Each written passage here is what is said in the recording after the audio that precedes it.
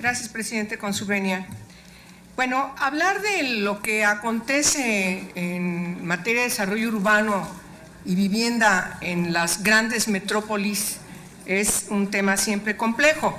Es un problema nacional, es un problema que enfrentan prácticamente todos los países que están en vías de desarrollo como el nuestro, y sobre todo por la gran concentración urbana de municipios, no solamente alrededor de las capitales de muchos de nuestros estados, sino también por la necesaria búsqueda de trabajo, de mejores condiciones de vida por parte de las zonas rurales que siempre buscan estas condiciones en las grandes ciudades. Es el problema, este problema tiene mucho tiempo, es un problema, por supuesto, de una gran preocupación. Tiene que ver con la legislación que permanentemente se está perfeccionando en la materia de desarrollo urbano y vivienda. Tiene que ver también con la revisión permanente de la legislación que debe regular el cambio de uso de suelo, de un rural, a granja, a urbano, qué sé yo.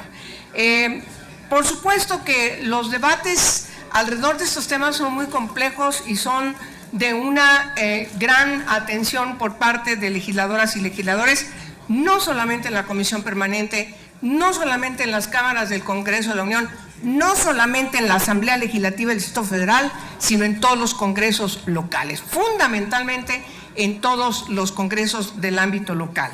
¿Qué acontece en el Distrito Federal?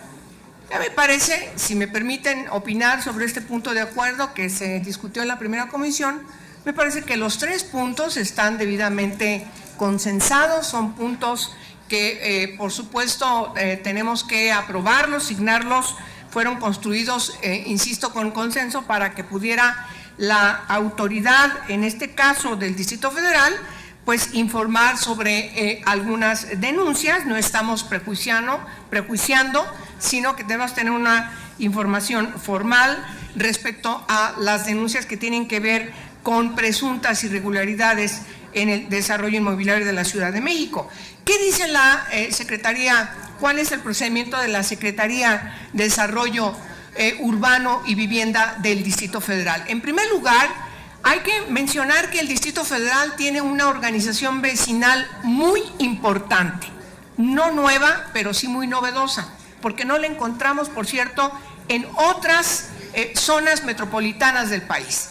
En el caso del Distrito Federal, además de que existe desde hace mucho tiempo, es muy participativa. Y hay un comité técnico que está integrado precisamente con los y las vecinas organizadas debidamente, que junto con las autoridades delegacionales y por supuesto las distintas dependencias que tienen que ver con cada una de estas solicitudes que puede presentar cualquier particular, así lo dice la ley, pero que en la revisión de este comité técnico se verifica si ha o no ha lugar a la pretensión del cambio de uso de suelo. Es lo que pasa en el Distrito Federal.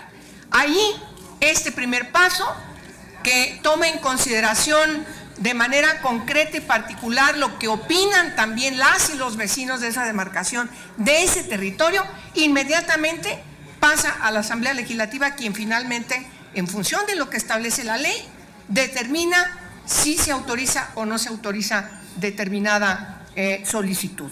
Ese es el procedimiento. Ahora bien, me parece que es muy importante destacar que en esta discusión no es una discusión solamente que la autoridad que está inscrita en el Poder Legislativo, que en este caso es la Asamblea Legislativa, lo decide mutuo propio, como pasa en otros congresos locales, por cierto, del país.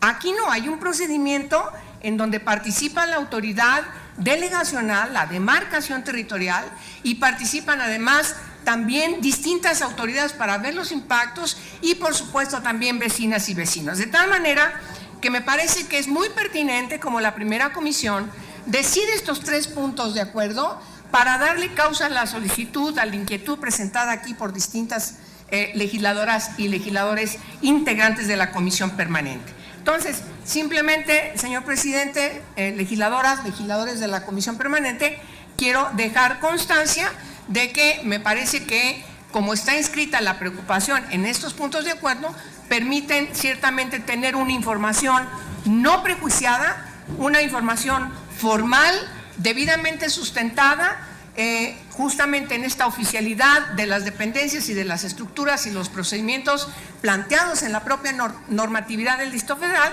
que nos permitirán seguramente tener las condiciones para conocer cómo va el procedimiento. Finalmente, el que las y los legisladores en determinado congreso o en la propia Asamblea Legislativa decidan hasta el último día convocarse para reunirse en sus plenos, ese es un tema muy interesante porque, por cierto, acontece en todos los 31 congresos locales del país.